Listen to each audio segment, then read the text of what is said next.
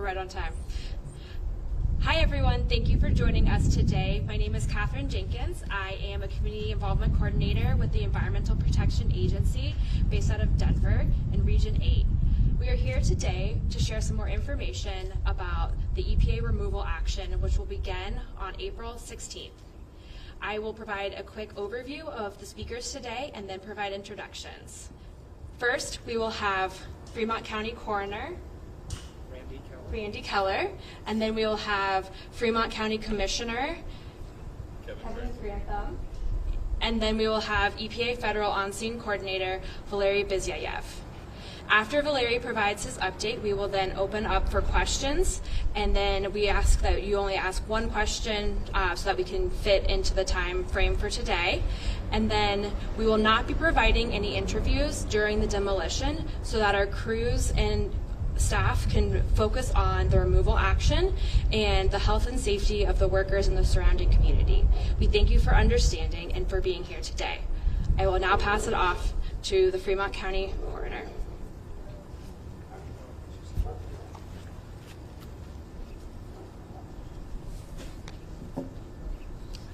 Good afternoon, ladies and gentlemen. My name is Randy Keller. I'm the Fremont County Coroner. First of all, I would like to state that there will be a ceremony on April 16th at 9:00 a.m. prior to the demolition of the Return to Nature building. The ceremony will take place at the Penrose site, and any victims are invited to attend. The ceremony prior to the demolition of the Return to Nature facility hopefully marks a day of closure and continued healing for all the victims. For all the victims associated with this horrific event.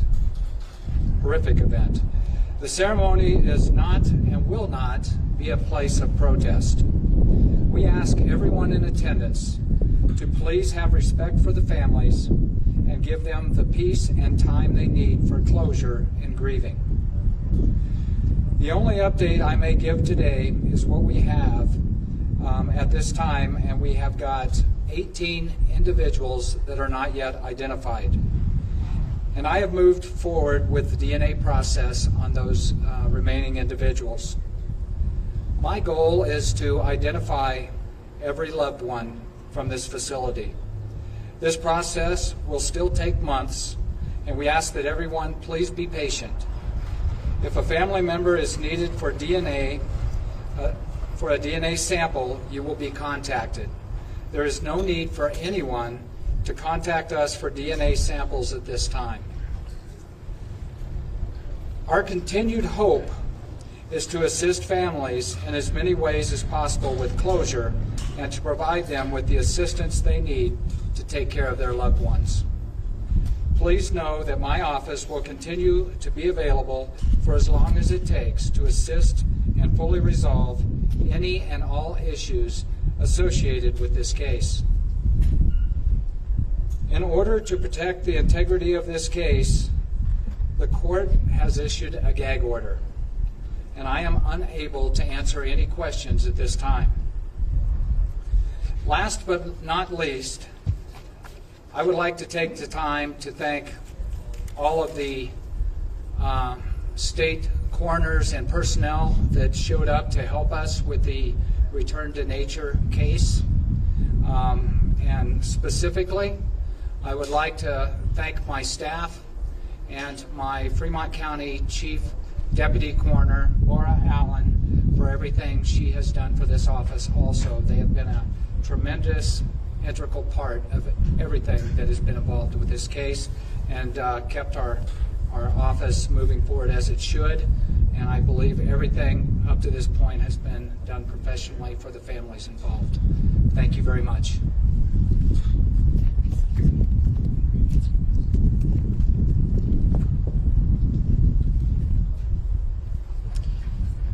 Thank you all for being here today. And my name is Kevin Grantham. I'm a Fremont County Commissioner and the chair of the Fremont County Board of Health.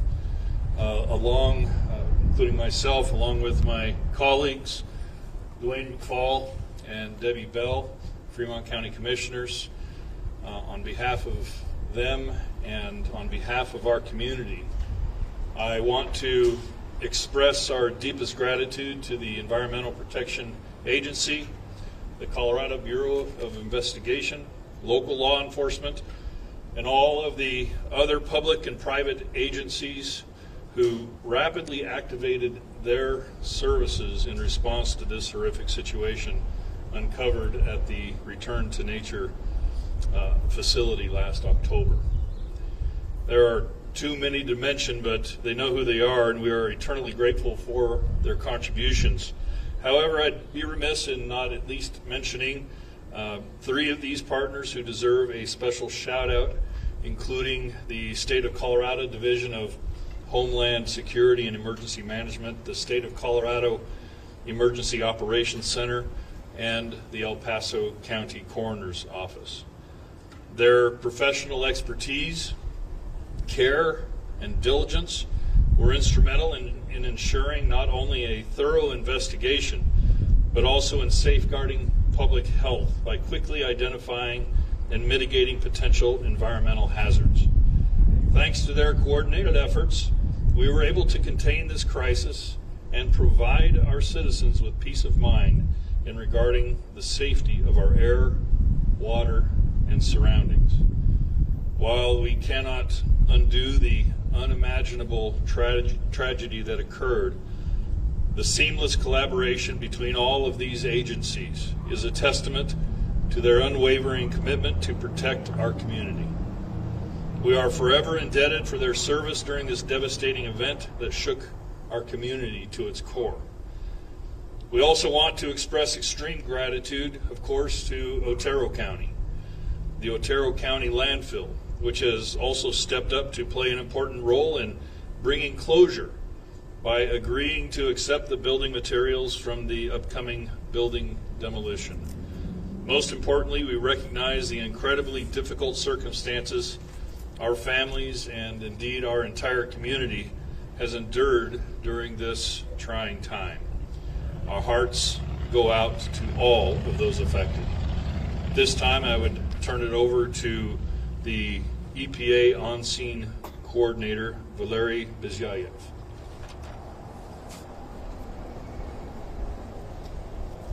Hey everyone.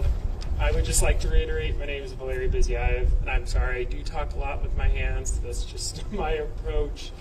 So first off, thank you for coming, and thank you for showing up and just being part of this, and thank you to everyone else who has helped put this on and gotten us to this point. And I'm really going to speak today on kind of our process and what it's going to look like over the next couple weeks and what you guys might anticipate, and just kind of how we'll finish out this demolition and our process. And for those who have stopped by site, you might have seen some of our crews already starting to work this week, and our crews are out there currently doing some of what we call site preparation, and they're looking at our background data, they're looking at air monitoring data, right? During the actual process, we'll be monitoring what we're doing on site just to make sure that we're being safe to the community and the public, and they're doing some data gathering now. So that will continue probably for the next day or so, just depending on weather and other conditions, and you'll start seeing the uptick. We did have a chance this afternoon to talk with some of the neighbors just to give them a forewarning, but you'll start to see site deliveries being made, you'll start seeing people on site setting things up, you'll also see some of our crews going in there to do checks and starting those basic site preparations in order for us just to get to the point of starting the demolition. And that takes a little bit of time. We will not start the demolition before that ceremony that is being conducted at 9 a.m. on Tuesday. And before that, you'll see folks, us accepting deliveries and our crews running around. As Catherine had mentioned earlier, right, this is one of the reasons why we won't take questions then, is just, it's site safety. There's a lot of things, we'll be moving pieces, there'll be people running around, and you'll see that happen. And then, so part of this site preparation process will also be, right, just addressing some of the initial concerns, right, and we've talked about this, and all of our information is public and on our website, and the process, it's pretty much the same, and that's not me. And so that will be where we do, just double checking because I was concerned. We'll start with basically rodenticide and insecticide, right, just to really, if there's anything living in there, we'll kind of process that. Then we'll start what we call is the disinfecting process, and that will start before the ceremony. In the disinfection process, we're essentially using a chemical, it's called PAA, and it's essentially, for those who know, acetic acid, which is vinegar. And part of that, there's other components to it, but so part of that process, if you will be on the fence line, if you'll be present, you might smell vinegar, and that's the smell that's coming. It is a disinfection, and that process, once it's done, right, the building materials are disinfected and they're ready for us to start our demolition process. And before we get there, and part of what's happening this week, we'll conduct our background sampling, but during that time, you'll see folks in monitoring stations around the perimeter, and we're really just going to be looking for fugitive dust and any kind of dust emissions that are coming off the property. And if those are present, then we'll start to kind of do like our suppression. So you guys might see during the act of demolition, our crews will be spraying water, and that is just to keep dust down. It is not additional disinfection. It is just to really keep the dust down and keep it stable and make it on the footprint. When the demolition starts, we'll take it in small sections, and at that time, the site will be closed off to anyone besides workers. At that point, it's a health and safety call. That's just something that we do, and we will control the scene. We'll also have folks on standby to help.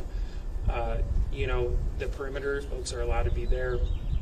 But we'll start taking little chunks at a time or sections, and then we'll kind of push everything into the footprint.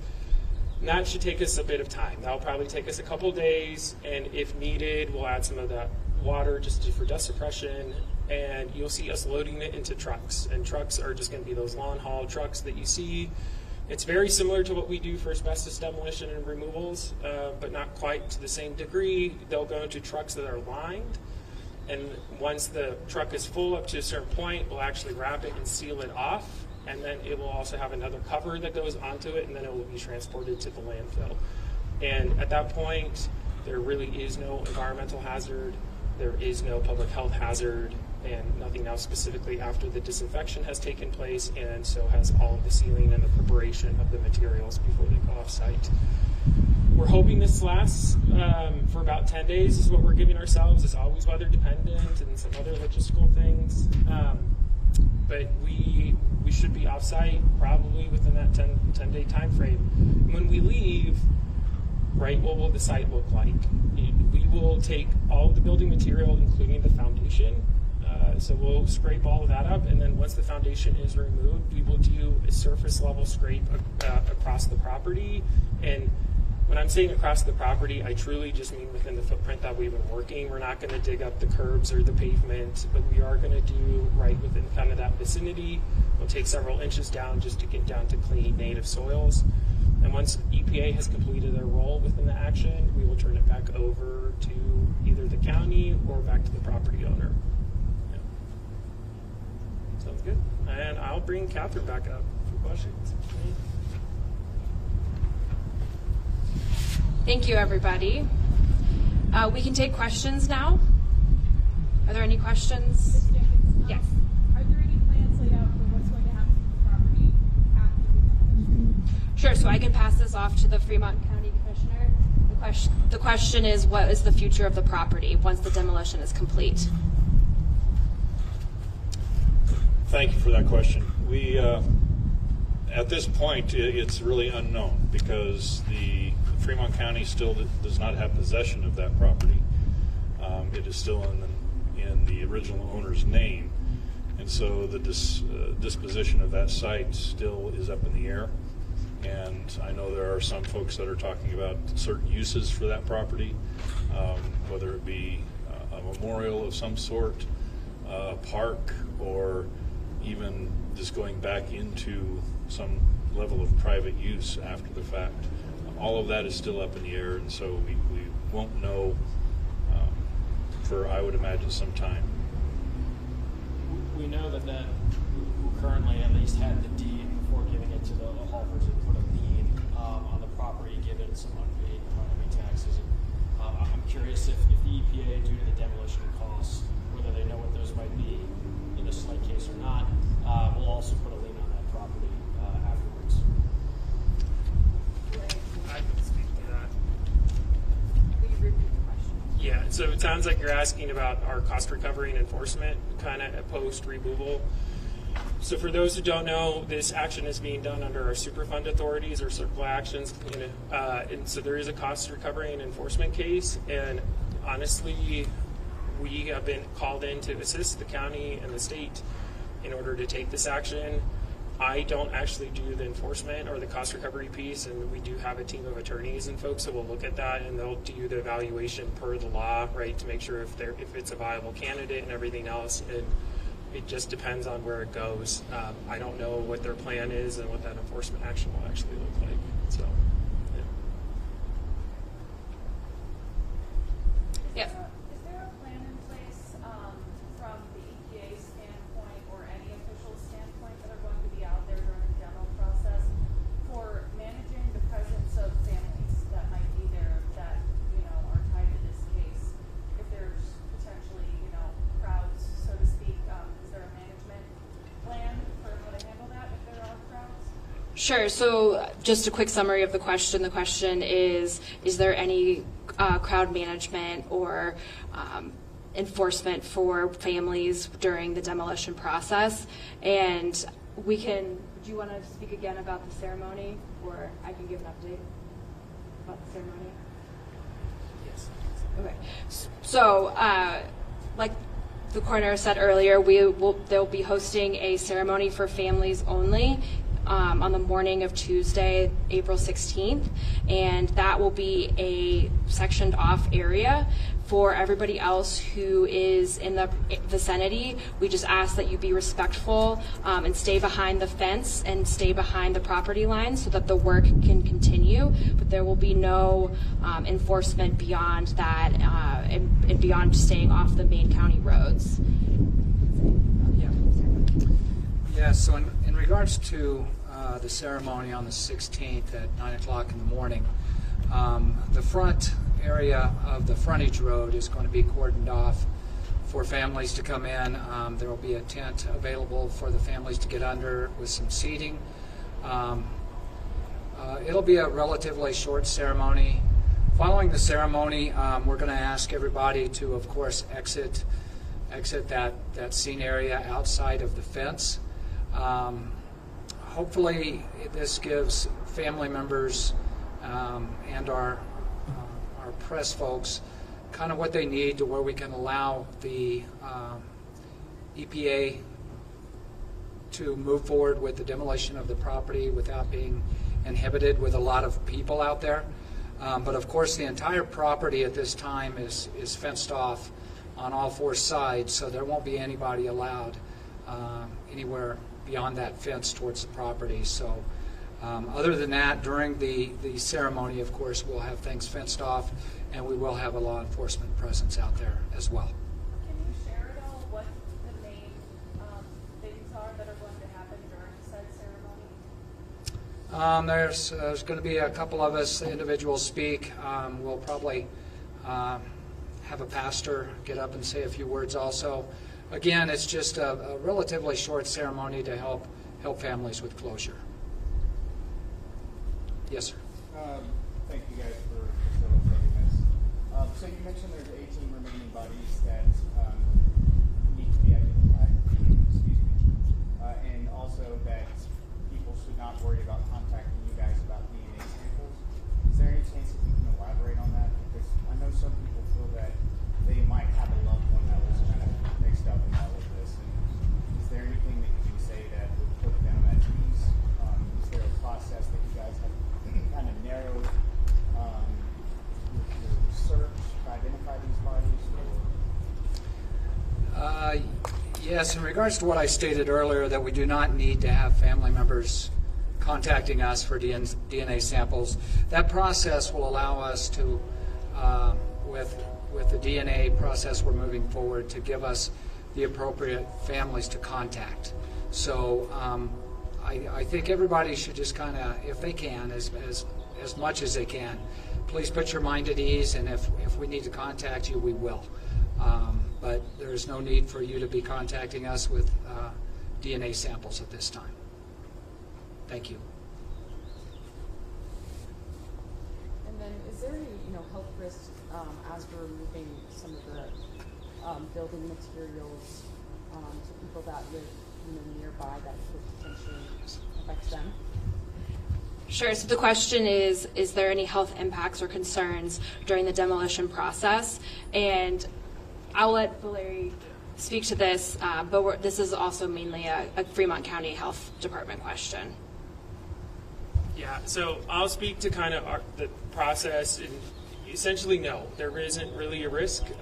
Everything that we're doing, part of that site preparation phase, is to eliminate or significantly reduce that risk where it is no longer really there. And part of the other measures that we're taking during our demolition process with like the monitoring and everything else is to make sure that we're staying within our own kind of like framework that we've set up, and site controls that we put in place are being effective, right? It's more of a check tool for us. Not really we do not anticipate that there will be any offsite migration or any impacts off the property. The only thing that truly that people are going to notice is probably going to be the smell, and that's just part of the reality of it. We will be, and I actually did forget to mention this earlier, is part of the disinfection process is also odor and vapor suppressor that will be sprayed inside the building as well, and that will help kind of mitigate those effects. But there shouldn't, and there really isn't any risk during the transportation. Once it leaves our site, we actually have a very good control over it. That's why we have very trusted trucking companies and everything else. And I know there were some concerns on if something happens, we have plans and we have contingencies, right? This is, we don't do this kind of removals all the time, but we do a lot of hazardous waste and things like that. So it's part of it. And then if those questions do start to come up and things, and if people do really want to come in contact, right, there is the Fremont County Public Health Department. I'm looking at Paulo over there. They can help and they can answer questions probably to a better degree than I can, because I truly am just a chemist. So. I know that this process of the demolition has Yep. been pushed out a couple of times. Yep. Can you speak to what the delays were? Yeah, in a nutshell, it's just nothing ever quite goes as well as you want it to. We do have, right, our program and our abilities. We are a little bit more flexible and feasible, but we are still the government. So that's just the reality of it. It's sometimes hard to find the final place where we're going to end up taking it. So the landfill, because they also have to meet criteria, they have to be compliant with the state and all of these other rules and laws that apply. And sometimes it takes us a little bit of time to narrow it down. We first had a lead that kind of went through just because of other circumstances, but it just took us a little bit of time to secure some of that. So, and it's nothing that is just, right, sometimes we need a little bit of time and just to get those contacts and things in place before we can start moving things off-site, because last thing we want to do is start and then leave a pile in place. So we just made sure we had everything in a row. And the reason I asked that Yeah. is some people have kind of speculated that perhaps previously considered landfills Yeah. didn't want it, basically, and said, no, we're not taking that. Is that a correct narrative or no? Honestly, not. I don't know. Right? We say, hey, will you accept it? And it comes back with a no, or they can't, or whatever else. Their reasons are their reasons alone.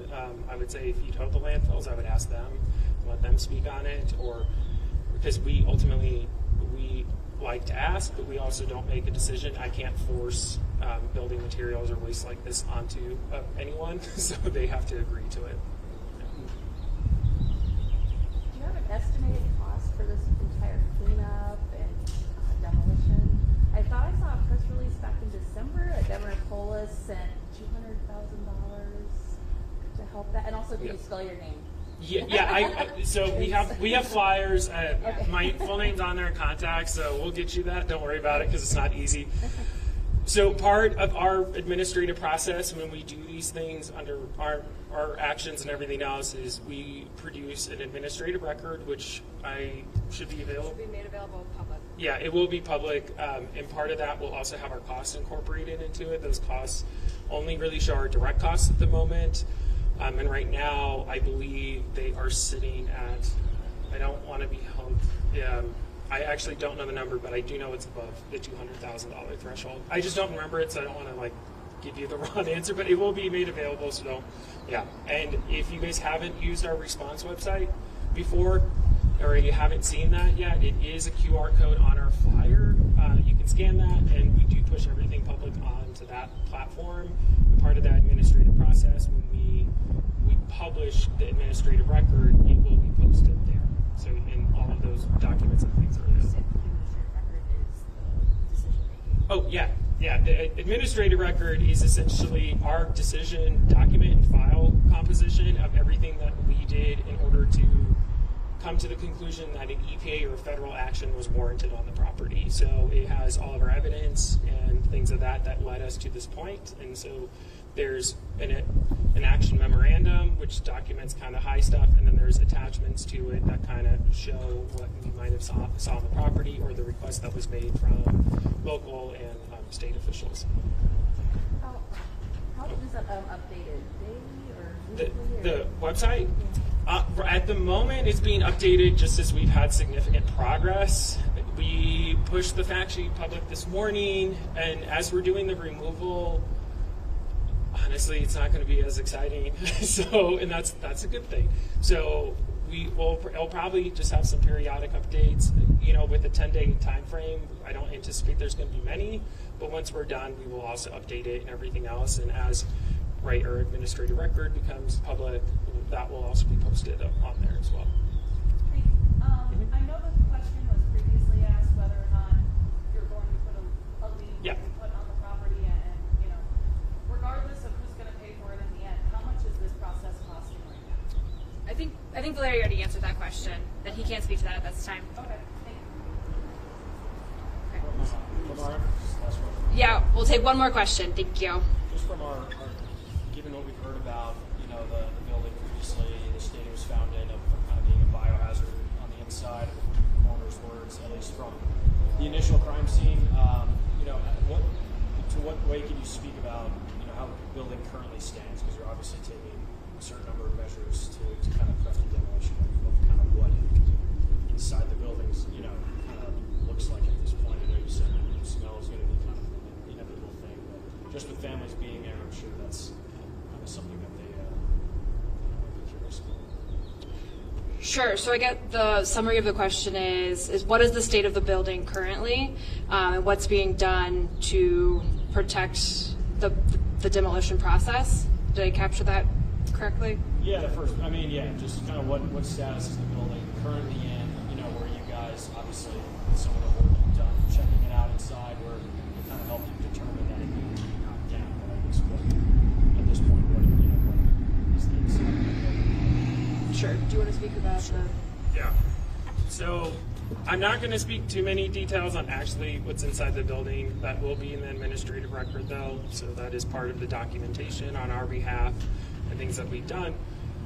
But the building right now, we didn't do an entry. EPA did make an entry into the building on a couple November 15th. So I was one of the folks that entered the building. So inside, there's just a lot after everything. All the bodies were removed, taken by the coroner's office and everything else. It is secured, it is sealed off. Things are in a very, I would say, stable state. That's why we've had the luxury of having some of this planning time in order to initiate the action. So things are put. They're not moving, things aren't migrating.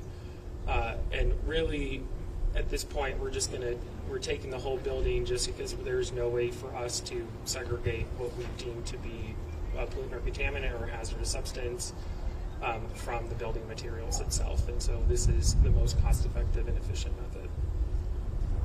Yeah. Okay. Thanks, Thank everybody. you. Thank you. Oh. I have fact sheets that I can hand out with our contact information as well.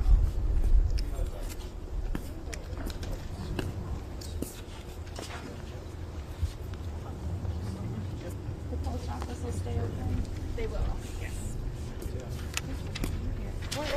I got it. There we go. Thank you. And if you want a separate, I